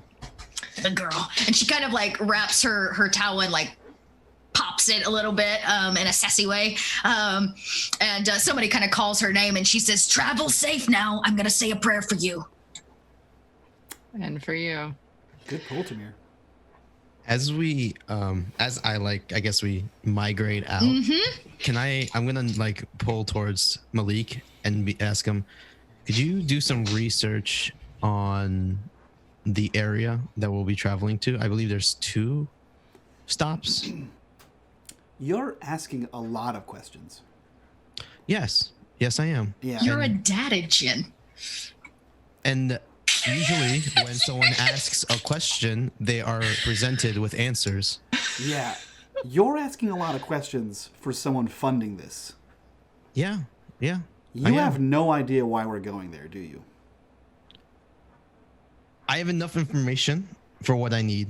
And as long as I get the job done, I don't need any more. Is the rescue mission the only thing on that? And he kind of like looks to the tablet. And I kind of like push it away from his gaze. Yeah. To your concern. You're a bodyguard. Oh, cool. Yeah, I'll look up Taoan. Thank you. Hey. As we're walking off, I look back, automatically starting to go towards the one store that I buy most of my foods and stuff for journeys. Yeah. Just automatically start heading that way. And I kind of call over my shoulder as they're talking in the back. I'm like, "Hey, when do you want to leave?" Now. Yeah. Okay. Well, I'm going to need to make sure that my ship is stocked for 4 people. Sure. Do what you need to do. Because right Where is now I've your, only been keeping enough for 2. Where is your ship docked? It would be docked at the net, Yeah, it's at the net. which Where- is Phenomenal. quite All a ways the from ships here, are but docked. yeah. But we have to get supplies first. Because Right. sometimes trips like this can take a while. And you know that you've got to do at least one jump, and that jump requires cryostasis for basically a sleep stasis for everyone, and quite a lot of prep and fuel for the ship. So you will need some extra supplies. How many cryo chambers do you have on the ship? It's one chamber that everybody sleeps in. It's like one chamber for the ship. Yeah, but they have pods, don't they? You can only fit so Does many it people in them. hold? Yeah. how no, many- they're- It's 6, Six I pods. believe. It should be in the ship Trying to thing. pull up the ship. It is. Yeah, I believe that if I remember correctly, the Defiant Stasis hold. It has says a 16 here. a stasis hold. Yeah, Stacy sold for 16. 16. Yeah. Yes, holds 16 people. I imagine it. I don't know why. I don't know if you guys ever went to those like old school like pop-up carnivals that have that thing called the Gravitron. That's what I thought about I exactly. imagine it looks like a Gravitron. That's the ride. Yeah. Yeah, it doesn't spin. It's just like a circular chamber with these like padded boards along the wall, and everybody gets like lays against them, gets strapped in. Damn, that's not and then fun. you go. Basically, the chamber puts you all to sleep so that you can make the trip safely. So we can get 12 people. Yeah. I think that Do should we be need enough. to prepare for 12 people? Or... Unless you don't jump back. Shut up, Dot. I think it's smart to prepare for as many as we possibly can without exceeding what we need to do. Yeah. Well, my ship can technically jump with 16 people aboard total. So 12 more. Check something real quick. And I was about to say, though, you do have an additional cargo hold that could probably hold more folks as well. Just not to be a However, jerk. I Yeah. only have, if things go very badly, I only have enough escape pods for a total of 8 people. Well, Are let's you plan for that planning? not to happen. Is that a constant concern for you to have on your ship? Well, no, not on the ship, but It's a good idea to know that before you get on a ship and go into dangerous area. I count like 1, 2, 3, 4. It's like, so you guys say you have 8 escape pods? No. It's 2 pods, 4 people apiece, 8 people total. That should be enough. Yes. how many people are we planning to rescue? Well, we can only rescue 12. You don't know. Yeah. You don't even know if there So are it's gonna be survivors. Like, I never said we were going to rescue anyone. I mean, you did say it was a search and rescue. Oh, yeah, I You did. Fuck. Specified it was a search and rescue. Are we lying already? That doesn't Well, bode well. If we find people, You're lucky I need money. If we find people, we can cross that bridge. But our main objective will be to recon, find out information, figure out what happens, and report it back. If people are in need of help, we can always send more. But first things first is we got to know what's going on there. True. Information is top priority. So yeah, supplies. Let's go get supplies. So off you guys head. Literally, you can easily take the tube station from the Ozone Plaza directly across to the Market Plaza, which is where you'll find most of this. You've stocked up before, Tao. I will leave it up to you. I'm guessing your fee is for you, and the rest of everything will need to be covered under Soul's creds in terms of all of that. And you're able to stock the ship. I'd say for this, it's going to cost you, with fuel and everything, another 2,000 burr here. Okay. So, that's through my payment, right? Yeah, that goes through your payment. So just keep your kind of, so we're at about 8,000 now plus the 2,000 payment to her. So you still got plenty of leftover if there was something else that came up. Just keep that cred stick close. So 8,003. Okay. 8,000. Yeah. And then once you pay her out, you'll have your extra as well. So you guys make it to Market Plaza. You know how this works very easily. You place your orders. They will ship them down to the net for you and begin loading them in, Tao. That's kind of how this works. There's also a loading dock where the ship can be pulled up to, but it ain't your money. Might as well have somebody deliver, right? Yep. So you don't have to lug it back. And you guys stock up. While you're wandering about the marketplace, there is, and finish up probably the last order, you hear a small voice that goes, "That's the one that said he'd kill me. Yeah, that's the one that picked on me and tried to turn me into the adjudicator." And a few people kind of part, and 2 children stand at the end of the parting bodies. A little girl and a little boy. One points at Soul, one points at Malik, and behind them stand 3 large men. Guess who? Do I recognize these men? You do. Under my breath, I will say shit. And the very large one goes, "It's time to tattoo him. Get him, boys." And the 2 lackeys dart for you. They push people to the side and they begin moving very quickly your direction. I take a step back and to the right and behind Saul. I would like to take a look at the environment and see. Very crowded marketplace. Right. There are some agents around. So basically your law enforcement, but they are pretty like on the far ends of the market, and definitely not nearby, I guess you could say. Other than the 2 kids and lots of bodies of people, they're just trying to push people out of the way, these 2 guys, and they're headed for you. Is there any close by cart or like stands or anything that could be? Sure. Okay. Yeah. I mean, there's all kinds of carts and stands. Lots of food vendors here. Friends of yours? I'm going to Sorry, just getting my I've character actually never sheet seen up. these guys in my life. I have no idea who they are. They seem like thugs. The little kid over there is a pickpocket, though. He tried to pick my pocket earlier. I called the adjudicator on him, but he got away. I'm gonna look at. That is Paul. such a lie. He did not pick your pocket. He did not. You're such a fibber. He's a good kid. They didn't He's know just that. trying to earn a couple burr. They I'm don't gonna know look that. at Tall and be like, "Do you think you can go prep the ship for takeoff immediately?" I mean, I still got to get the fuel back. That was going to be delivered in like an hour. Okay. You might want to just run. I'm That's going my to, suggestion. Is there any? Can I like shoot, not at the person, but like a stand or something near where they would be that could possibly create a not a blockade, but just an obstacle for them? Yeah, I'll tell you this. If you fire off a blast, you guys are in big trouble inside of Coriolis. But you would be, there are plenty of stands and things that you could turn over, like, turn over if you wanted to make like a barrier, make it more difficult for them to get to you.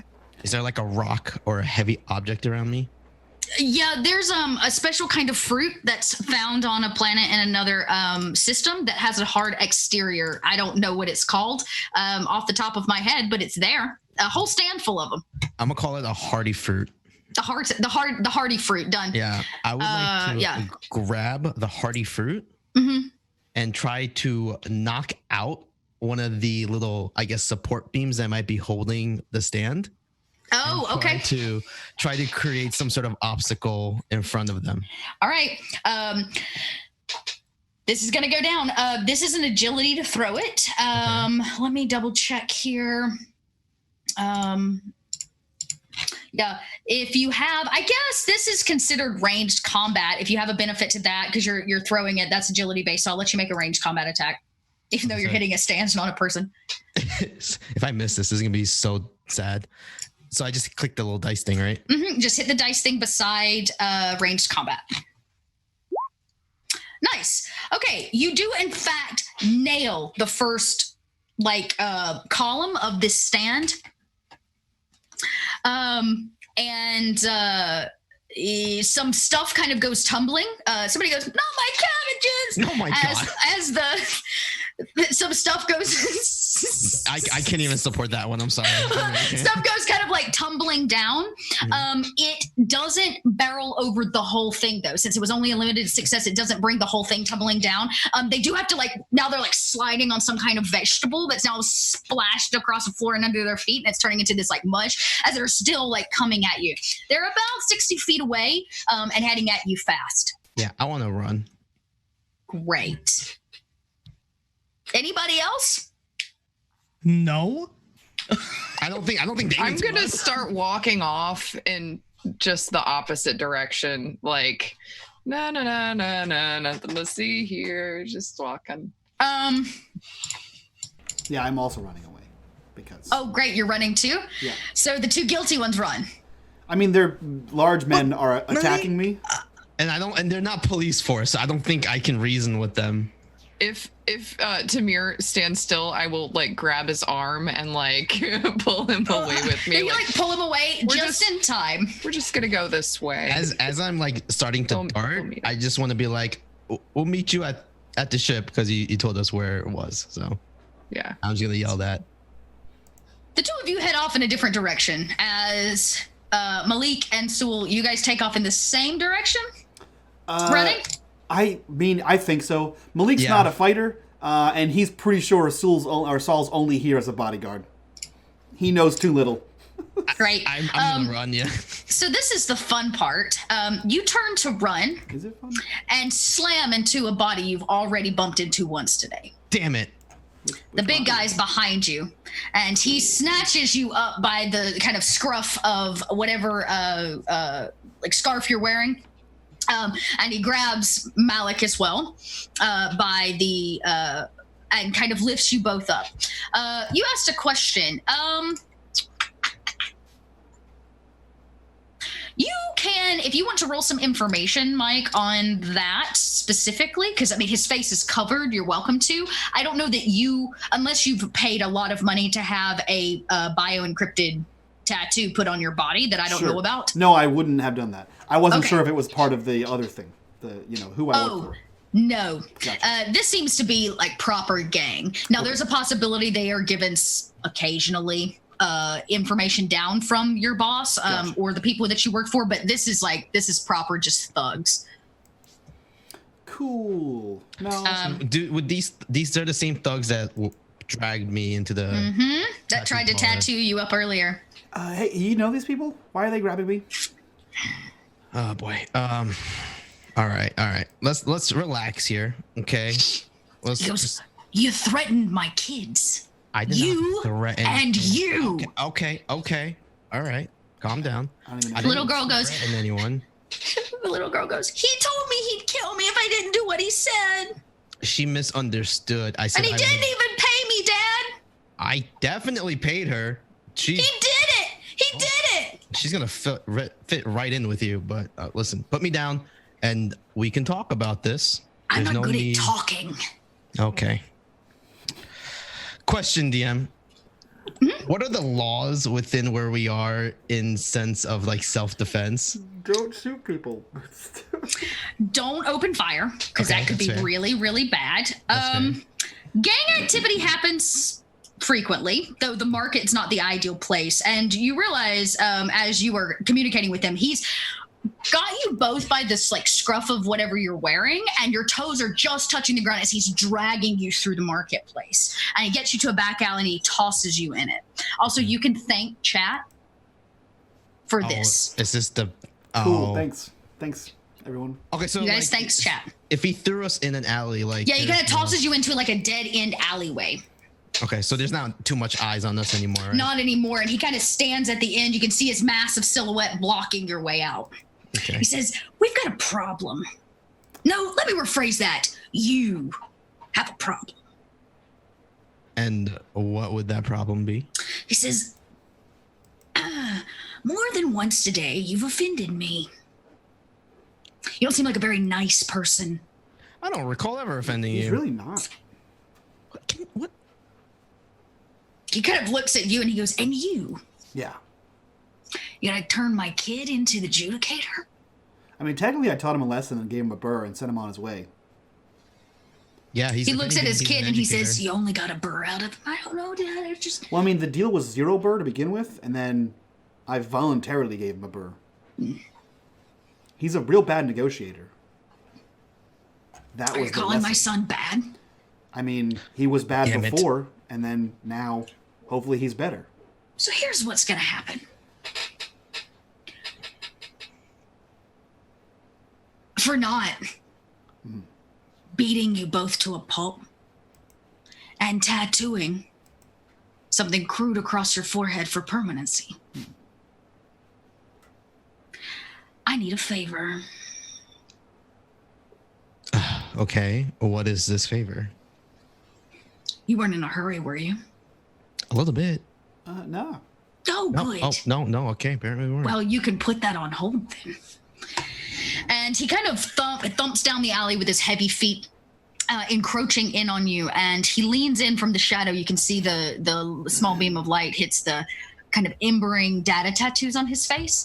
As a datagen, you would know that sometimes,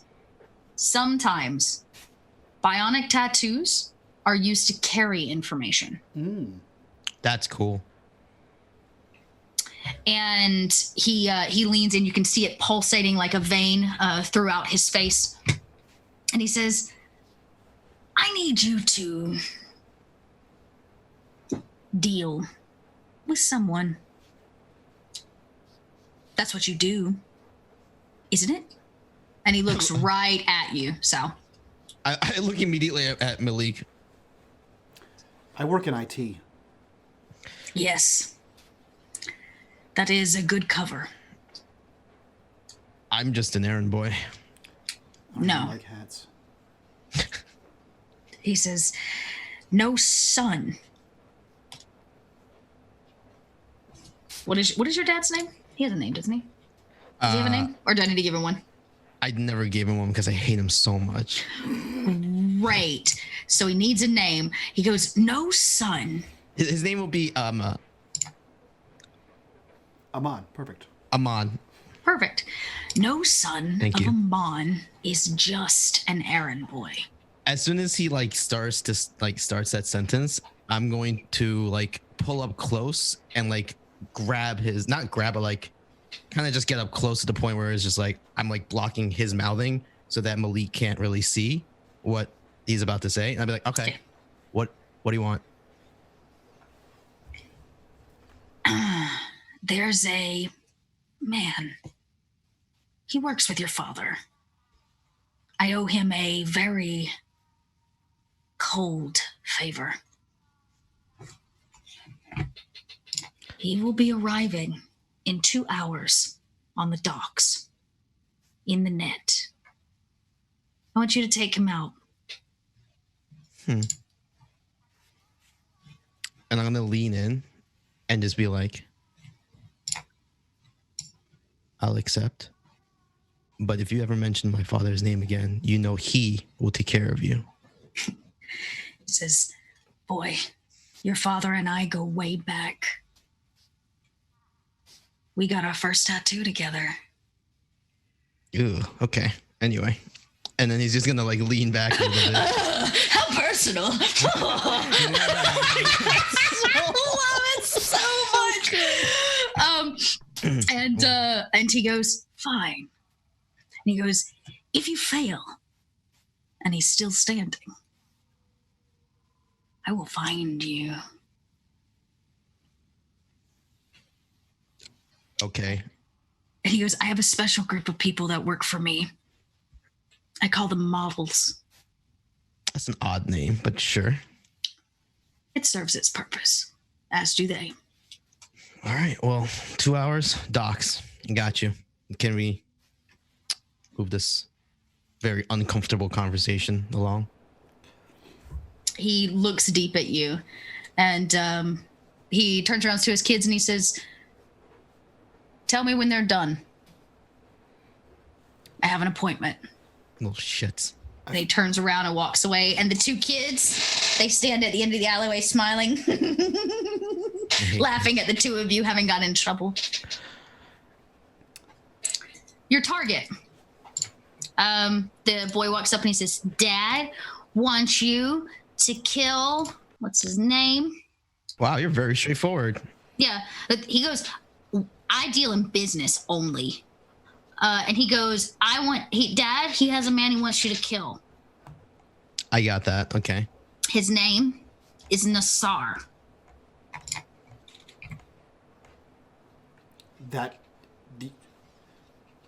What?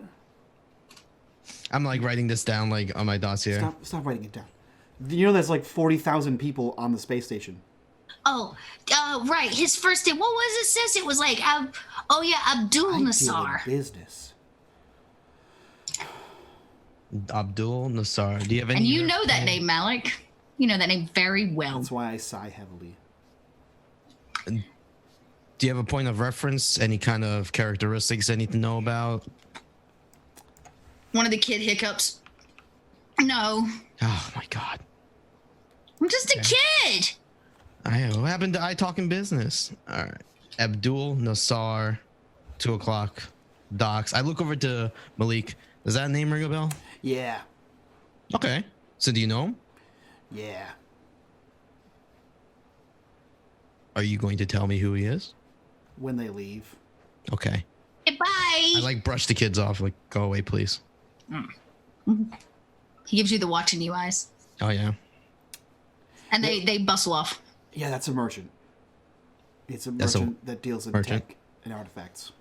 Do you know him personally? Yeah.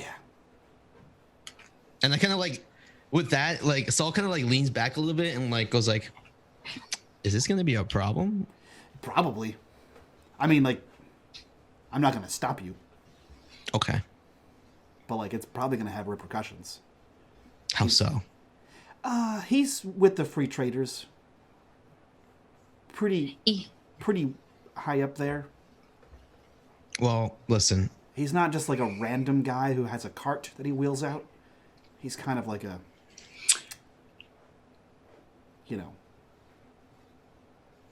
big time merchant. Well, what do you think? We have two options here. Either we can attempt to complete this really, really big and annoying, bulky wall of a brick, his request, or we can just fly away. My only objective is just to finish this, and I point to my dossier. Yeah, I'm ready to fly away. It would be great. Okay. That'd be outstanding. I would also note, this Saul, if he is an important person for the free traders, that means he's part of a different faction. And you could be killing an important person in a different faction, which is how faction wars get started. And Saul's not really he doesn't want to get involved with that. He just wants to finish his mission. He kind of has a little bit of faith that his father would somewhat back him up if something was to interrupt their business. So faith, the first thing the void takes from you. Saul's gonna sit there and think about it for a couple seconds and just kind of like play with his little scarf and be like, all right, well, I don't really want to kill anyone, so we should probably just leave. Yeah, that'd be great. Yeah. So off you go, different direction. I would say Tal and Tamir, you make it to the ship in time. Your goods are already there, being loaded up. You can check on everything. Your ship, the Defiant, stays exactly where you left it. It even had a couple patches made to it. It's been refueled. Malik and Saul, you arrive. They probably arrived 45 minutes after you. They had to take the long way around to avoid passing back through the plaza and finding a different route to you. As the four of you board the Defiant, headed for the Kua portal to jump through and make your way into the first system. And that's where we're gonna have to end tonight because it's all dunsies. We're done in on time and we'll be back next week. So wow, gang, you guys are troublemakers. We're fucked. Hold on. Yeah. Okay, listen. We collectively are fucked. Yeah. I had a really good solo interaction. Thank you. You did. I personally do not agree with my character's decision. I'm just saying, okay? All right, listen, I stuck with something and I gotta see it through, so I apologize. I'm not role-playing. This is just me. Sorry. This is just Mike trying to ruin my day. No, this was awesome. Why don't we're gonna go around, Mike? Yeah, we'll do a round. Do our little We'll outros? do our outros. We'll get the hell out of here, and then we'll see you guys next week. So we'll start with our wonderful, amazing GM back again this season, running some amazing Coriolis for us. Dot, who are you? Where can we find you? And what are you up to? Hey, gang. Thank you guys so much for coming out for the very first episode of Void. When Mike was like, I think we want to do some kind of dark RPG, I was like, please let me run Coriolis on your channel. And he let me do it. So here I am dumping out my darkest of dark and my fear of space on all of them.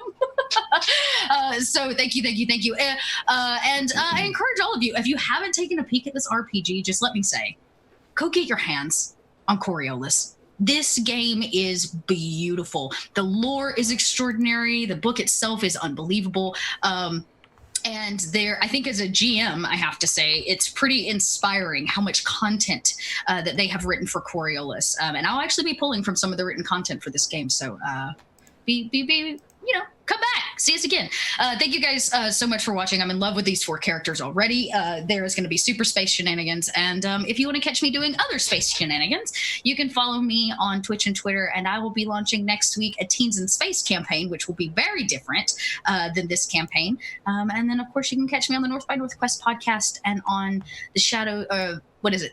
Not Sounds of Silence. What are we in now? We're in the Silence of Shadows, season 2 of VTM over on Roll For It. I'll get it right here in a second. So thank you guys so much. Those are places you can find me throughout the week. And I'm going to pass the torch off to the next person. Yeah, we actually, so Dot, myself, and Gnome were all in several shows last season. I mean, I'm in all of them. It's my channel. But we were like, we really want to play a dark thing. And Gnome has been talking about playing in space for his life.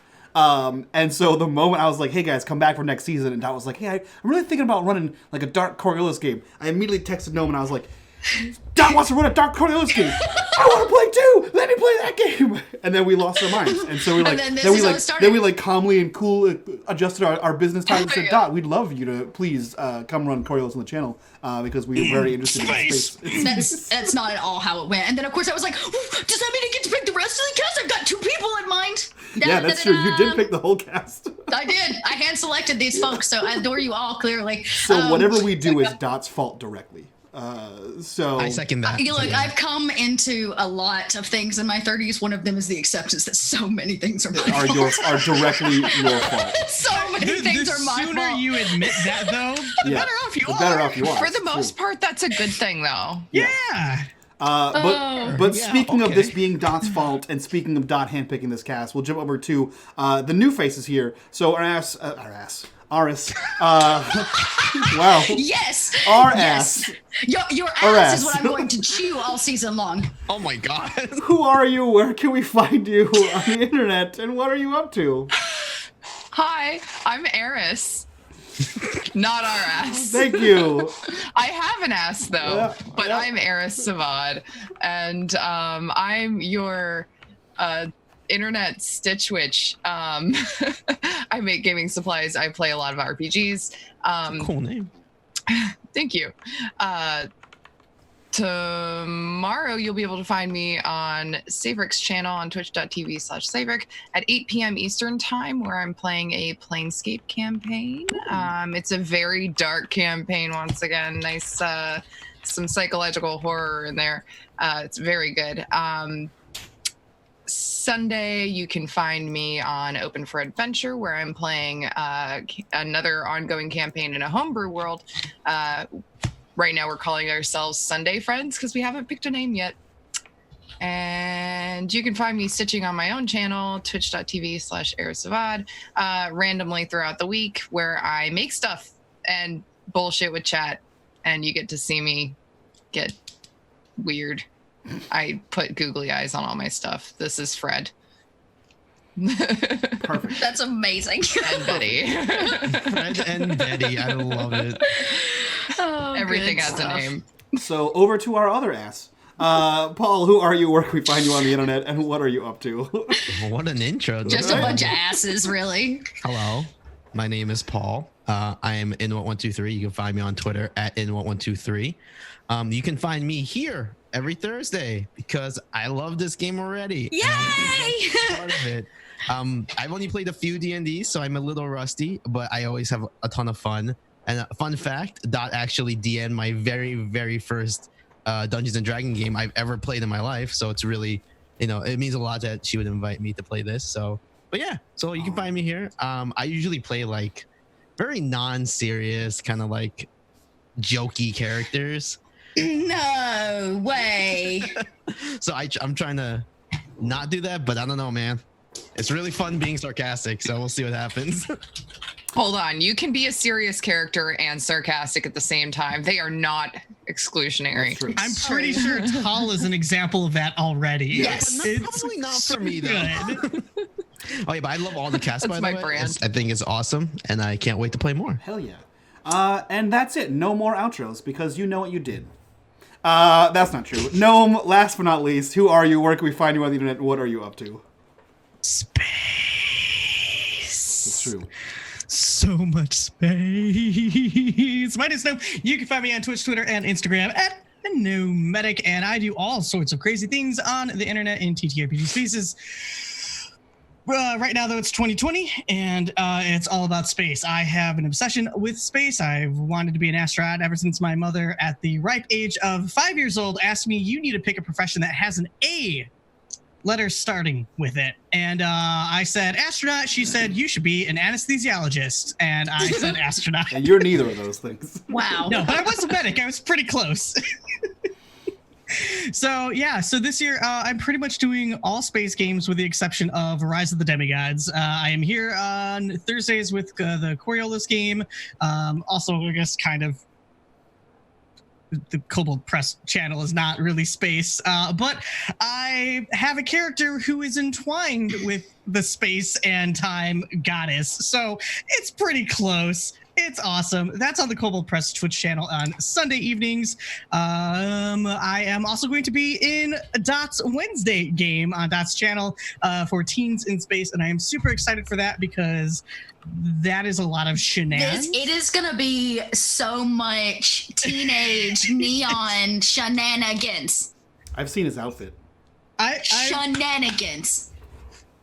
I'm just saying, I wear this hat all the fucking time at home. He does. Like, All the time. we met up the other day and I was like, you're wearing your hat. It was oh God. Oh man. I love this hat. It's great. It's so good. It's so good. So I'm excited. I love space things. And do you mind if I plug auditions? Can I plug auditions? Go for it. Go plug it. Because more space. Who doesn't want more space? If you have enjoyed the show here, I'm actually going to be putting on a Coriolis podcast. I'm looking for some voices. So check out my Twitter. There's a link over there if you're interested in trying out for a podcast. But do it quick and tell your friends because you have until Saturday. Yes. You have until Saturday. Only until Saturday. Only until Saturday.